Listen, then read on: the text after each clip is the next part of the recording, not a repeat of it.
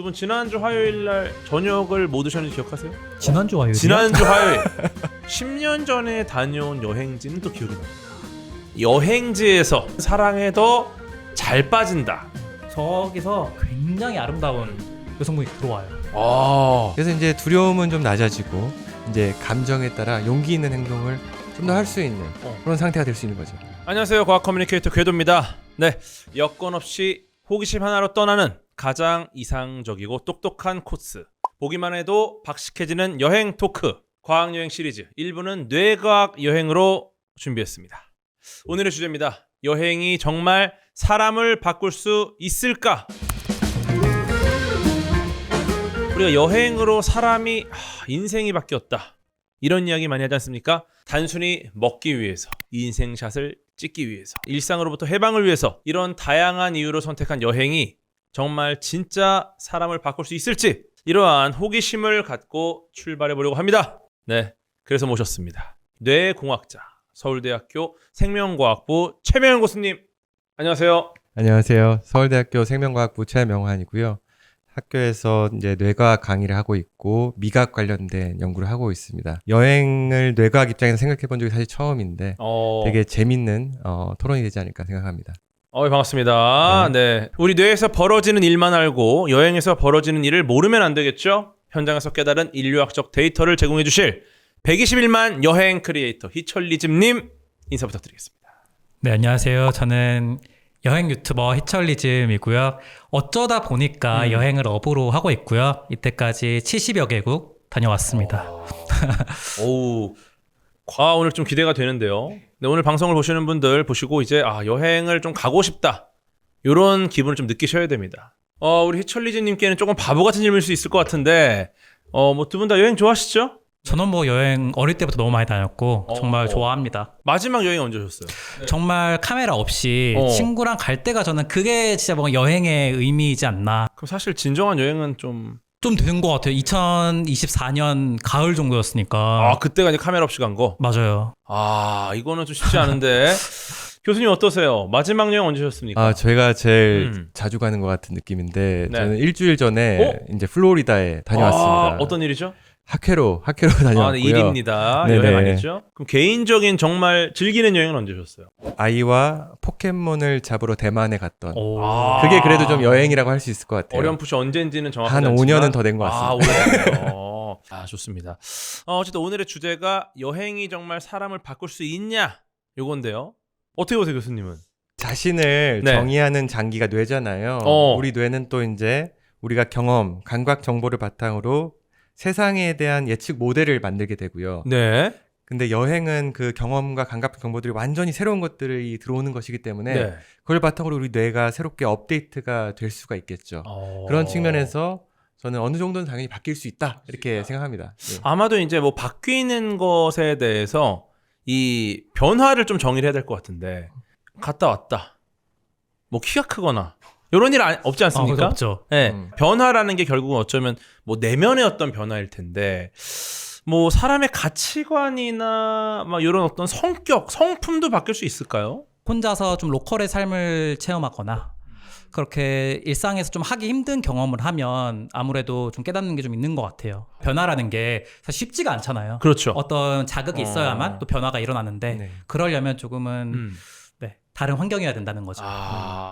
여행을 할 때 뭐 긴장감도 좀 낮고요, 좀 자유롭고 일종의 힐링을 한다는 표현을 많이 하는데, 실제로 여행을 할 때 우리의 뇌가 힐링을 하죠? 실제 관련 연구가 이 스트레스의 지수를 측정할 수 있는 호르몬 레벨, 콜티솔 같은 호르몬 레벨을 측정해 봤더니 여행 한 2박 3일 다녀온 다음에 그 호르몬 레벨이 떨어졌다라는 보고들이 있더라고요.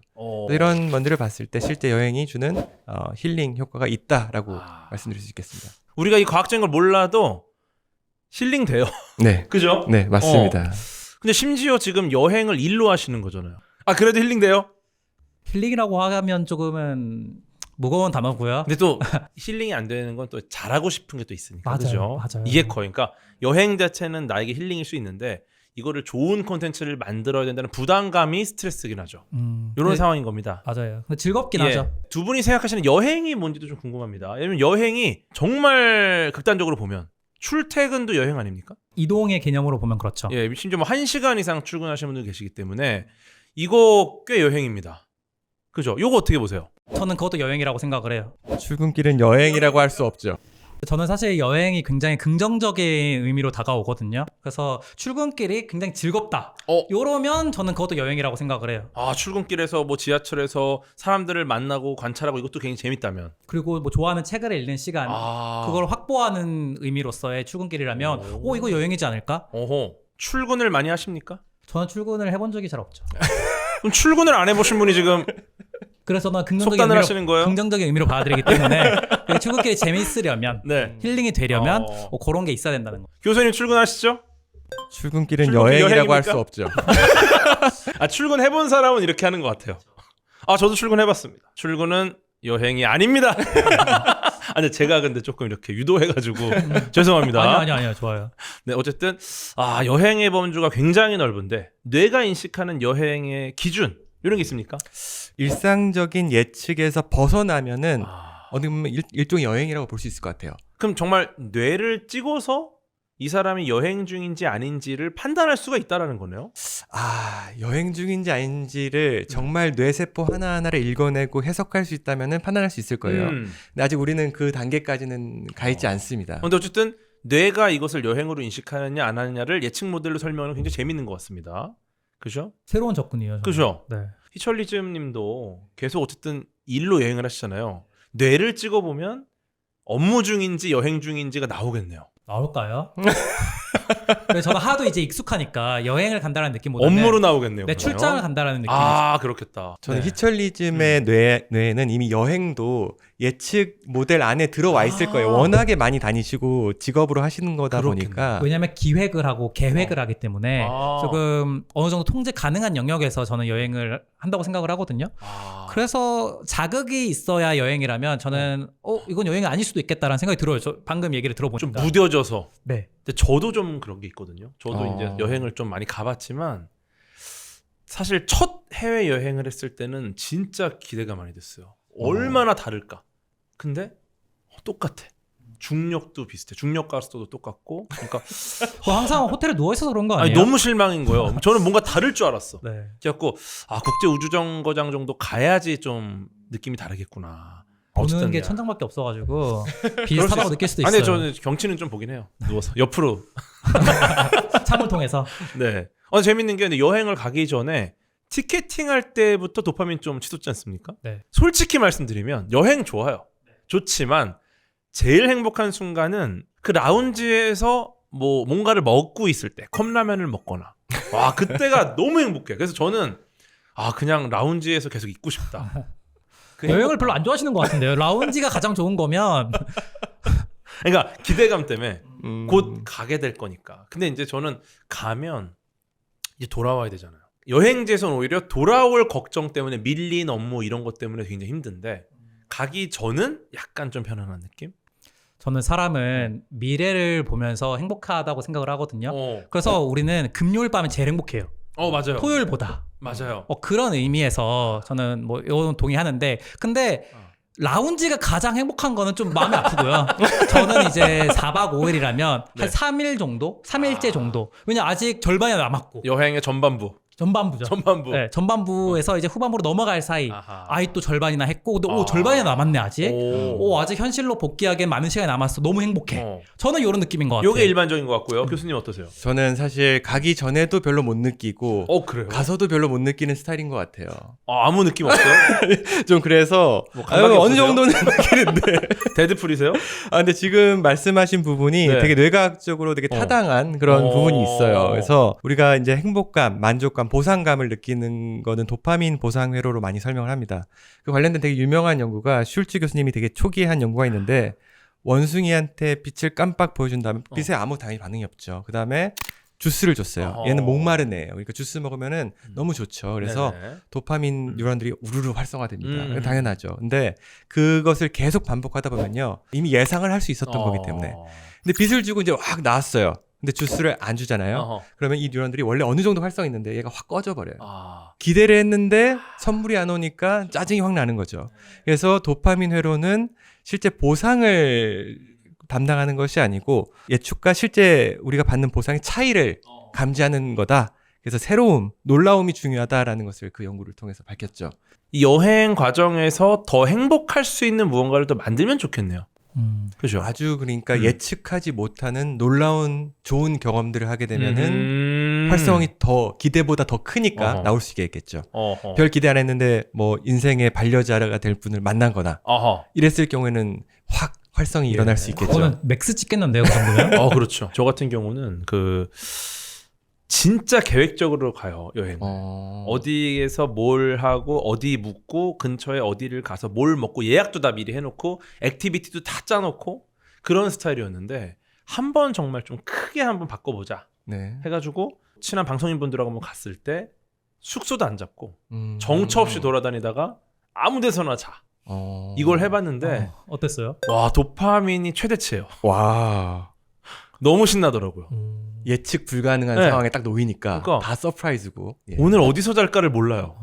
이게 너무 재밌는 거야. 또 그리고 함께 고민할 사람이 있어서 더 즐거운 거죠. 맞아요. 근데 혼자 하면은 오히려 또 스트레스 받을 수 있는데 그 상황 자체를 좀 약간 더 즐기게 되고 이런 식으로도 뭔가 나를 바꿔보는 게 좀 도움이 될 것 같아요. 그죠? 게임처럼 생각하게 되면 좀 즐길 수 있는 거죠. 네.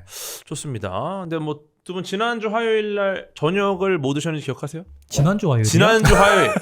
이번 주 화요일도 생각이 안 나는데 아유, 지난주는 생각이 안 저는 나죠. 오늘 점심도 기억이 안 나요. 그러게요.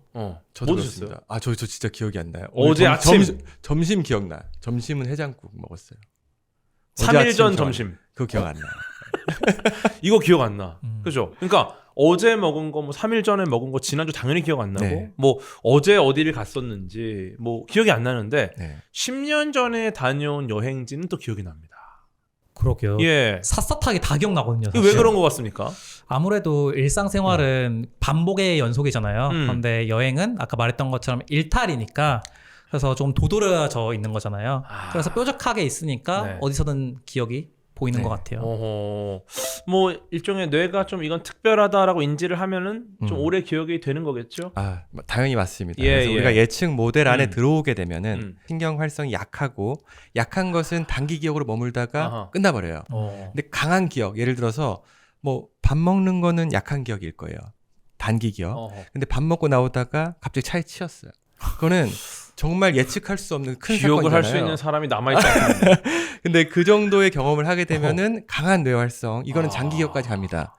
근데 재밌는 것은 장기 기억까지 하나한 사건이 가게 되면요, 그 근처에 약한 활성으로 돼 있던 사건들도 같이 기억이 나요. 그래서 차 치였을 때 전에 뭐 먹었는지 이런 것들은 근처에 있는 사건들 같이 장기 기억으로 저장이 되게 되죠. 그때 먹었던 것, 그때 그쵸. 만났던 사람, 그쵸. 그때 봤던 휴대폰의 문자 메시지 내용 이런 거. 그쵸. 그래서 여행은 이 놀라움의 연속인 것들이 많잖아요. 그렇기 때문에 장기 기억화될 수 있는 것들이 많고 그 사이사이에 했던 일상적인 경험들도 상당히 오래 기억에 남을 수도 있는 그런 이벤트라고 보시면 되겠습니다. 그렇죠. 예. 너무 또 좋은 말씀 해주셨는데 우리의 뇌가 일상적으로 반복되는 거는 머릿속에 압축해서 저장을 해요. 근데 여행지에 간다. 여기는 보이는 거, 들리는 거, 맡는 냄새, 맛 다 다르잖아요. 그러면 여러 개의 새로운 감각들이 이 중첩이 되면은 이거는 무조건 굉장히 중요한 어떤 정보라고 보는 거죠. 제가 친구랑 2024년에 저기 마요르카를 갔어요. 오. 중학교 친구랑 남자 둘이서. 예. 그런데 우리가 좀 특별하게 기억을 남기고 싶어서 오픈카를 오. 예약을 한 거예요. 사실 네. 한국에서는 오픈카를 타본 적이 없으니까. 어허. 그래서 그때 아이도 지금 핸드폰을 보면 남자 둘이서 남자 둘이. 네, 30대 중반의 남자 둘이서 어. 그런 텐션이 우리가 있었구나라고 할 정도로 어. 음악을 틀어놓고 무슨 음악이 나오는지도 기억이 나요. 오. 그래서 그런 음악을 들으면서 문딱 열고 그 해변가를 이렇게 거닐면서 운전을 하는 거예요. 그게 아직까지도 기억이 생생하게 야. 남거든요. 정보들이 전부 다 새로우니까 그쵸. 굉장히 중요한 정보라고 뇌가 인식해서 저장을 오랫동안 해놓는 거 있죠. 그리고 그쵸. 인생의 첫 경험이니까 예. 이게 진짜 죽을 때까지 잊혀지지 않을 것 같이 어. 생생해요. 야, 이런 것들 굉장히 또 재미있는 이야기들 많이 나눠봤는데 또 시차 또 중요합니다. 그쵸. 예, 시차 힘들어하시는 분 많이 계신데 내 일상과는 좀 다른 어떤 이 시차를 느낄 때 뇌에는 어떤 영향을 받습니까? 저도 지금 사실 시차로 지금 약간 힘들어하고 있는 상황인데요. 오, 우리 생체 내에도 시계가 있습니다. 그래서 근데 우리가 지구의 시간과 내 몸의 시간을 맞추는 방법은 일단 첫 번째 제일 중요한 게 빛입니다. 아침 해가 뜨고 저녁이면 해가 지고 아침에 하늘이 파랗고 저녁 되면 이제 붉은 노을이 지고 그래서 파란색 빛이 그 시간을 리셋하고 다시 시작하고 종료하고 하는데 중요한 역할을 합니다. 그래서 뭐 최근에 밤 잘 때 뭐 파란색 빛이 나오는 핸드폰 보면 그거 꺼야 된다. 맞아요. 이런 식으로 하는 게 되게 일리가 있는 거고요. 블루라이트 관련해서 뭐 필터를 쓴다던가 이런 그쵸, 것도 있죠. 그쵸. 그래서 네. 그리고 두 번째로 중요한 게 또 밥 먹는 배꼽 시계 이렇게 아. 얘기하잖아요. 밥 먹는 시간도 중요해요. 이거 중요합니다. 그래서 여행에서 시차 안 맞았을 때 그 나라의 아침, 점심, 저녁 시간 맞추면은 그래도 조금 더 빨리 적응되는 게 있어요. 그렇다고 해도 하루에 한두 시간 정도는 땡길 수 있어도 하루에 갑자기 12시간 땡겨서 맞출 수는 없어요. 그래서 다들 고생을 하는 거죠. 그래서 이제 기내식 먹지 말라 이런 맞아요. 얘기 있습니다. 근데 진짜 안 먹는 분들도 저는 꽤 봤어요. 참고 있다가 내려서 그 시간에 맞는 그 끼니 때 딱 먹어라. 충분히 아까워요. 일리가 있습니다. 저도 먹습니다. 아까워서 다 먹어요. 저도 다 먹습니다. 아는데 너무 맛있어. 맞아요. 맛있어요. 네. 1년에 어느 정도 다니세요? 저는 1년에 10개국 정도 가는 것 같아요. 그럼 매월 보통 한 번 정도를 네, 한 달에서 2달 정도에 한 번씩. 야, 이게 내가 일상인지 여행이 일상인지 좀 헷갈리실 것 같은데 이거 뇌가 좀 이 경계를 헷갈리지 않겠습니까, 이거? 제 생각에는 이제 히처리즘님 같은 경우에는 이미 세계 자체가 이제 예측 모델 안에 들어와 있는 거죠. 세상이 나의 집이다. 그렇죠. 이미 이제 가도 이제 예측 모델 안에 들어왔기 때문에 아주 새로움을 느끼기는 쉽지 않으실 것 같아요. 근데 뭐 그렇다고 해도 세상이 넓다 보니까 특이한 분들도 만나고 이상한 사건이 터지고 그 부분에서 오히려 새로움을 느끼시지 않을까 생각합니다. 근데 그것도 어느 정도 예측 안에 이제 있는 것 같아요. 그래요? 어디를 갈 때마다 새로운 일이 항상 터지니까 그래서 이제 크게 놀라지 않는 것 같아요. 이것마저도 어느 정도 예측 범위 안에 있다. 새로운 일이 안 터진 여행 있습니까, 최근에? 뭐 일본 같은 데는 사실 한국에 너무 비슷하잖아요. 그래서 근데 그런 거 이제 제가 만들죠. 일부러. 네, 뭐 예를 들어서 이거 말해도 될지 모르겠지만 여자친구 빌리기 이거 사실 컨텐츠용으로 여자친구 빌리기. 네. 주작입니까? 주작 아닙니다. 영상이 있습니다. 그래서 이거 주작 아니에요? 주작 아닙니다. 주작 아닙니다. 이거 더 자극적인 걸 위해서? 아니에요? 그래서 그런 식으로 인위적으로 만드는 거죠. 인위적으로 좀 특별한 경험을 만든다. 네. 사실 왜냐면 일본은 한국이랑 너무 비슷하니까 네. 또 새로운 일이 일어날 확률이 좀 적죠. 너무 이제 일상처럼 될까봐 조금 특별한 경험을 정말 더 재밌게 하려는 것도 있는 거고, 요럴 때 도파민이 더 많이 나오죠? 그렇죠. 도파민은 이제 서프라이즈가 중요한 요소이기 때문에 예측을 벗어나야 됩니다. 예측 벗어난 활동을 할 때 당연히 도파민 신경회로의 활성이 높아질 수 있고요. 그다음에 또 이제 평소 이제 루틴에서 벗어나서 새로운 판단과 결정을 해야 되는 일들이 여행하다 보면 많잖아요. 일반적인 사람 같은 경우에는 그 과정에서는 이제 전전두엽, 우리 이성적인 사고를 담당하는 요 영역의 활성이 되게 높아지고요. 우리가 습관적인 행동을 담당하는 이 선조체 영역은 좀 더 죽게 되고요. 그래서 이렇게 신경회로가 평소에는 습관적으로 하던 것을 더 많이 사고하고 판단하게 되면서 좀 더 신경회로가 좀 재구성되는 일이 일어날 수가 있습니다. 그래서 이런 점에서 이제 여행이 주는 뇌회로의 변화라고 볼 수가 있습니다. 어쨌든 뭐 여러 가지 상황들이 좀 주어져야 그것 때문에 나도 이제 변화를 겪고 뭐 가치관이 바뀌고 사람이 변한다. 당연히 이 변화의 속도를 우리 진화로는 쫓아갈 수가 없습니다. 진화는 몇 대가 결치는 변화이기 때문에 이것을 가능하게 해주는 게 우리 뇌의 변화고요. 그렇기 때문에 뇌의 이 적응적 특성을 잘 활용하는 것이 여행이라고 볼 수 있습니다. 새로운 데이터를 입력해 주는 거죠. 어쨌든 여행을 통해서 우리가 얻게 될 것도 많고 많은 변화를 겪을 수도 있고 변화를 겪지 않아도 우리가 나이에 따라서 무언가 새로운 것을 느끼게 되는 건 사실이기 때문에 중요한 건 무조건 기회가 된다면 많이 나가는 쪽이 좀 좋다고 생각을 하시죠? 저는 나가는 것도 있지만 어쨌든 일상적인 본인의 모델에서 벗어날 수 있는 활동들을 조금씩이라도 도전해 보는 거. 뭐 출퇴근길이라도 좀 다른 길을 시도해 본다든지 아니면 안 가던 음식점을 도전해 보고 혼자 고깃집에 가서 고기도 구워 먹어보고 이런 안 하던 본인의 바운더리를 벗어난 경험들이 다 이제 뇌 예측 모델들을 수정시킬 수 있는 방향입니다. 참 제가 이제 개인적으로 궁금했던 거 하나 좀 질문을 드리겠습니다. 전지적 궤도 시점입니다. 꿈속에서의 여행, 요것도 이제 경험이 많으실 겁니다. 이 꿈속 여행도 뇌가 실제 여행과 똑같이 반응을 하는지. 일단은 꿈은 우리 뇌에서 이제 시뮬레이션을 통해서 감각 경험을 만들어내는 거죠. 감각 경험을 한다는 측면에서는 여행과 되게 유사하고요. 어느 정도 한계는 있어요. 왜냐면은 우리가 머릿속에 있지 않은 재료까지 동원할 수는 없어요. 여행은 이제 그게 가능하다는 것이 일단 차이고요. 재료가 다르다는 것이. 일론 머스크 만났는데 화성에 갈 거니까 이렇게 그쵸. 이럴 수도 있고. 그렇죠. 그래서 우리 머릿속에서 만들어낼 수밖에 없다는 한계가 존재한다. 그게 있고요. 꿈을 꾸는 동안 기억을 담당하는 장기 기억화시킬 수 있는 회로가 다 억제됩니다. 그래서 꿈을 기억하는 게 사실 어려워요. 쉽지 않죠. 우리가 깨고 나서 누구한테 말하거나 하지 않으면 금방 까먹어 버리잖아요. 그래서 기억에도 잘 남지 않는다는 측면에서 좀 한계가 있죠. 어쨌든 뭐 이 자각몽으로 세계 일주를 하면은 굉장히 가성비가 좋지만 중요한 건 인증샷 없고요. 기억이 안 납니다. 또 내가 봤던 것만 나오니까 맞아요. 그게 아쉽네요. 약간, 예. 약간 디테일이 허술해요. 왜냐면 내가 만든 거거든. 근데 또 이런 것도 있습니다. 여행지에서 좀 사랑에 많이 빠지는 영화에서도 좀 그런 게 많이 나오지 않습니까? 그렇습니다. 네, 예. 뭐 시애틀의 잠 못 이루는 밤 이런 거, 선라이즈. 그런 것들, 네, 이런 좀 명작들이 있는데 여행지에서는 조금 더 용감해지는 부분도 있는 것 같아요. 그런 걸 보면 근데 실제로 이제 어떤 이 사랑에 대한 그런 용기도 있겠지만 정말로 용감해지는 용기가 생겨서 평소에 안 하던 행동을 좀 하게 되는 이런 거 좀 어떤 호르몬 때문에 그런 거죠?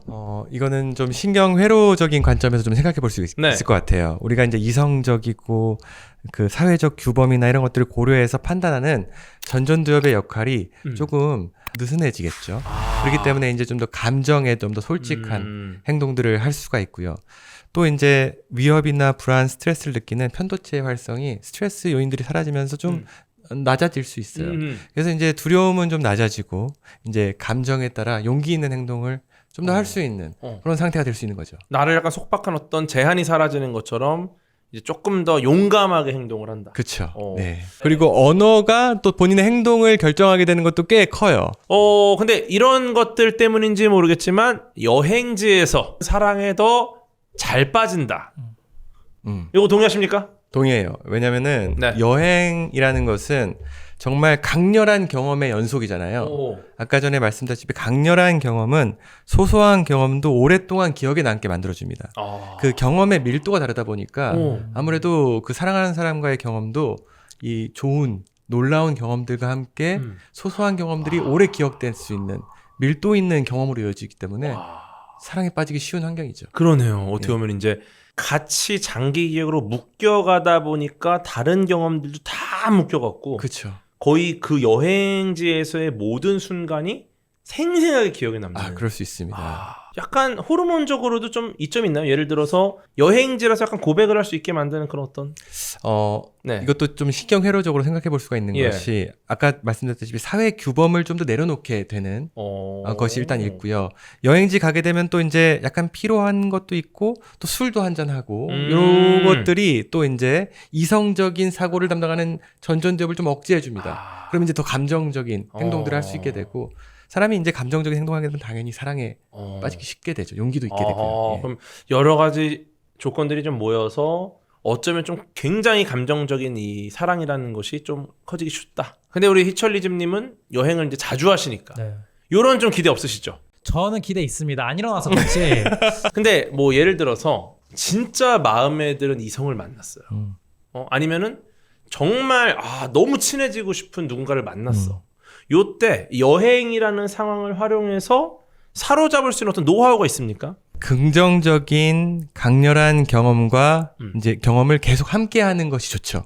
그래서 나랑 함께 있는 시간이 되게 긍정적이고 좋은 보상을 준다 하게 되면 이제 도파민 회로가 활성화되는 것은 이 행동을 계속 더 해라라는 학습 신호이기도 합니다. 그렇죠.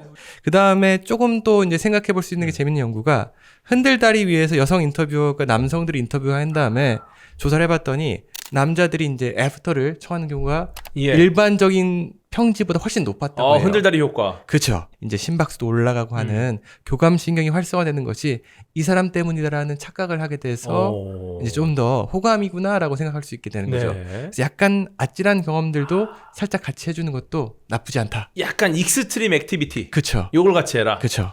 이제 밤 으슥한 거리를 함께 걸어본다든지 이런 것도 괜찮을 수 있습니다. 근데 여행 중에는 다양한 호르몬과 감정으로 인해서 뭐 크게든 작게든 사람들이 바뀌는 건 맞는 것 같은데 여행으로 바뀐 사람 얼마나 갈까? 저희가 지금 이야기를 하면서 이 유효 기간이 있는 것인가 궁금합니다. 일단 희철리즈님 저는 길어도 일주일 정도 가지 않을까. 사람이 이 관성의 법칙으로 예. 금방 내 일상에 적응하려고 하는 동물이라고 저는 생각을 하거든요. 그러면 어느 정도 여행을 했을 때 일주일 정도? 또 한 달 정도 해야만 어느 변화가 있을 테니까. 한 달 해도 일주일밖에 안 간다. 그것도 전 정말 많이 잡아서. 아하. 어떻습니까? 저도 동의합니다. 실제 관련된 연구가 있었고요. 네. 네덜란드에서 한 연구들을 보면요, 실제로 뭐 만족감이나 긴장도 이런 것들을 조사했더니 일주일 정도 지나면 대부분 다 원래 상태로 돌아온다라는 보고가 있어요. 그래서 일주일이 실제로 정확한 것 같고요. 예. 그리고 이것을 이제 뇌의 변화를 완전히 리셋시키는 거냐 생각해보면 그건 또 아니에요. 어느 정도 남아있긴 하겠지만 우리 뇌의 적응적 특성이 또 발현된 거죠. 일상으로 돌아왔을 때 그 환경에 맞는 뇌의 상태로 다시 업데이트 시킨 거죠. 여행만 다녀오면 밀려오는 퇴사 충동도 있습니다. 네. 요것도 사실은 좀 이런 것도 영향이 있지 않나. 어떤 변화를 경험했기 때문에 여행으로 스트레스를 푸는 것도 맞는데 좀 다른 측면에서는 여행을 다녀온 것 때문에 더 힘들어지는 월요병이 더 심해지는 이런 것도 있습니다. 이런 거 어떻게 합니까? 그러니까 우리가 감각계도 그렇고 이제 사람이 이 변화를 상대적인 차이를 느끼는 데 되게 민감한 것 같아요. 우리 애기들도 보면은 그냥 장난감 없는 건 괜찮은데 옆에 애가 장난감 하나 있는 거는 되게 이제 신경이 쓰이는 거죠. 상대적인 차이가 딱 느껴지니까. 예. 이 도파민 보상회로도 이제 예상과 차이를 감지하는 거고요. 갈 때 이제 행복한 것도 있지만 올 때 이제 떨어지는 것들도 있잖아요. 그 떨어지는 것 때문에 이제 퇴사 충동이 이제 일어날 수밖에 없는 거죠. 이거 해결할 수 있는 방법 있습니까? 여독을 푼다라고 많이 얘기를 하잖아요. 제가 대학교 때 미국 여행 갔다 왔어요. 160만 원 가지고 4주를 막 타이트하게 다녀왔는데 근데 그 기억이 어릴 때 너무 행복한 거예요. 한국으로 딱 와서 대학교로 다시 복학을 했는데 너무 싫은 거예요. 그러면 조금 이제 국내가 저한테는 일상이니까 여기서 조금 특별한 경험을 하면서 좀 맞춰나가자. 이렇게 해서 제가 그때 친구랑 둘이서 순천만 국가정원을 갔던 기억이 있어요. 근데 거기 가면 정말 자연자연해요. 그런데 또 내가 사는 도시랑은 다르니까 마음이 좀 편안해지더라고요. 그러면 여행의 여독을 여행으로 푸는. 네, 그런데 좀 이제 스펙타클한 거랑은 다르게 조금 굉장히 차분한 느낌에서 가니까 좀 맞춰지더라고요. 저 안 가봤는데 한번 가봐야겠네요. 거기는 꼭 가보셔야 돼요. 정말. 일단 평화로운 공간이 주는 또 이제 행복감이 있죠. 우리 뇌가 외부 감각 자극을 막 처리하다가 평안한 상태, 아무것도 안 하는 상태. 일단 그거를 이제 디폴트 모드 네트워크가 활성화된다라고 얘기하는데요. DMN. 요 상태에서는 우리 내면을 바라보고 자기에 대해서 좀 반추도 하고 이런 활성이 일어나게 됩니다. 이게 이제 명상하는 것과 유사한데요. 되게 뇌 건강에 좋은 활동이라고 알려져 있습니다. 그러면 실제로 여행지에서 돌아올 때 어떤 좀 이 스트레스를 줄이는 노하우 있습니까? 줄이는 노하우. 저는 감사하기. 감사하기. 정말 돌아올 곳이 있으니까 여행의 의미를 가지는 거잖아요. 그래서 일상으로 나는 여행을 떠나서 행복한 게 아니라 여행을 떠날 수 있기 때문에 행복한 거구나. 저는 이렇게 생각을 하니까 돌아오는 것도 좋더라고요. 그럼 또 다음에 또 떠날 수 있는 거니까. 어떠세요, 교수님? 너무 멋있게 말씀해 주셔가지고 이 내려오는 게 문제잖아요. 돌아올 때. 내려오는 그 계단의 폭을 줄여주는 방법을 생각해 볼 수가 있어요. 어떻게요? 뭐 월요병을 해결하는 방법으로 일요일에 일해라 이런 거 있잖아요. 가서도 적당히 여행지에서도 일을 해라. 예, 그렇게 하면은 그 계단을 좀 낮출 수가 있겠죠. 그래서 좀 이상한 방법이고요, 그거는. 근데 근데 지금 들으면서 생각이 난 건데. 말씀하시면서도 약간 인지 부조화가 오셔서 말씀하시면서 약간 아니요, 근데 딱 교수님 같았어요. 이 다음에 얘기하기가 좀 안 좋은 얘기 같았어요. 제 스스로도. 좀 또 다르게 생각할 수 있는 것은 돌아오는 것을 다음 여행을 위한 준비로 이제 생각하는. 이제 그러면 또 이제 기대가 생기기 때문에 그 계단을 낮출 수 있는 방법이 될 수 있을 것 같아요. 또 간다. 조금 이제 충전하는 기간이다 이렇게 생각하시면 어떨까 합니다. 저 굉장히 더 좋은 노하우 하나 있습니다. 네. 어떤 거죠? 저는 이제 그 예를 들어서 뭐 뉴질랜드로 갔어. 약간 마음가짐을 뉴질랜드 토박이 마음가짐을 가져요. 그거 어떤 거죠? 여행 가는 느낌으로. 내가 그동안 뉴질랜드에서 오래 살았는데 드디어 K-팝의 나라 대한민국으로 간다. 일종의 세뇌네요. 세뇌. 약간 설레는 마음으로 대한민국 여행을 떠나는 느낌으로 어. 약간 귀국편이 아니라 출국편 출발편. 요런 느낌. 그것도 새롭게 보기고 감사하기의 일종이라고 저는 생각을 해서 네, 저희가 어쩌면 굉장히 많은 이야기들 뇌와 관련된 것들을 포함해서 여행지에서 벌어지는 수많은 이야기들을 좀 나눠봤는데 뇌활성화 테마 여행 요걸 한다면 제가 국내 여행지에서 괜찮은 곳 하나 추천드리겠습니다. 네. 뇌과학 테마 여행이. 네, 바로 부산 국립해양박물관입니다. 우리가 왜 어떤 테마를 갖고 여행을 가야 하는가 이런 얘기 나누잖아요. 그러면 이제 우리가 어떤 컨셉을 잡고 네. 우리 과학이라는 어떤 중심을 잡고 네. 가야 된다라는 거예요. 네, 부산 국립해양박물관은 어쩌면 좋은 선택지 중에 하나가 될 수 있다. 해양에 대한 어떤 심해에 대한 바다에 대한 많은 또 고민들이 있으니까 이런 것들을 좀 고민해보고 같이 나눌 수 있는 곳이 바로 이곳입니다. 네, 오늘 여행이 정말 사람을 바꿀 수 있을까에 대해 이야기를 나눠보았습니다. 이 말을 좀 더 정확하게 표현을 하자면요, 여행이 바꾸는 것은 사람이 아니라 뇌의 환경이다, 이렇게 말씀드릴 수 있을 것 같은데요. 일상에서 멀어져서 휴식을 취하는 사이에 뇌가 이 순간에도 죄정률이 되고 있었다니, 야, 이건 정말 대견하다는 생각도 듭니다. 우리가 여행에서 얻는 건 풍경이 아니라 어쩌면 다시 살아갈 수 있는 방법이 아닌가, 이런 생각도 듭니다. 오늘 좋은 정보를 주신 두 분 어떠셨습니까? 저는 여행과 뇌과학을 연결시켜 볼 생각을 한 번도 안 해봤는데요. 오늘 너무 새롭게 다양한 생각들을 할 수 있어서 좋았고, 앞으로 여행 간다고 하면은 오늘의 대화들이 생각날 것 같습니다. 오늘 좀 특별한 공간에서 새로운 이야기를 한 거 아니겠습니까? 그렇죠. 저에게는 아주 특별한 경험이고, 네. 근처에 있는 소소한 기억까지도 남을 것 같습니다. 장기기로 가겠네요. 네. 저도 경험적으로만 알고 있던 것들을 이렇게 박사님께서 이론적으로 설명을 해주시니까 말씀하셨던 것처럼 기억이 더 남을 것 같아요. 저도 좋은 시간이었고 저의 모든 여행을 더 특별하게 만들어주는 시간이었습니다. 네. 어쩌면 우리가 경험적으로 알고 있는 사실들을 이렇게 경험 기반 그리고 이론 기반으로 들어보니까 조금 더 이해가 잘 되고, 내가 이래서 힘들었구나, 이래서 좋았구나, 이래서 행복했구나, 이런 것들을 알 수 있는 시간이었던 것 같습니다. 여행의 패러다임을 바꾸는 여행 토크, 과학여행 시리즈 1부는 뇌과학 여행으로 오늘 준비를 해봤는데요. 다음 목적지, 굉장히 흥미롭습니다. 다음 목적지는 인류의 상상력이 빚어낸 최고의 생태계, 주라기 공원. 야, 멸종을 거부하고 돌아온 공룡들이 우리에게 주는 과학적 메시지는 무엇일지 2부 공룡들의 세계로 여러분을 초대하겠습니다. 조류는 사실 공룡 안에 포함이 되잖아요. 하지만 우리가 원하는 건 그런 친구들이 아니에요. 순살이 있고 이런 애들 아니야. 우리는 보고 했는데 머리는 트리케라톱스인데 몸은 티라노면 꽝이야. 또 주라기 공원 오픈한다. 이거 가실 거예요? 아우 무조건 가죠. 약간 월급이 좀 준다. 그러면은 머뭇거릴 것 같아요.